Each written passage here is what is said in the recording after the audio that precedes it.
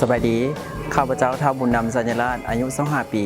มาจากเมืองท่าแขกแขวงขมวน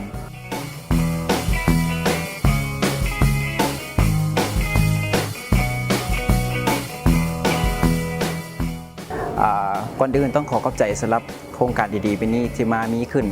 และก็ให้น้องเองได้มาพิสูจน์ความสามารถ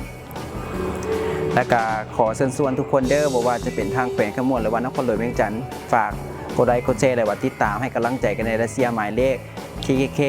018ขอบใจ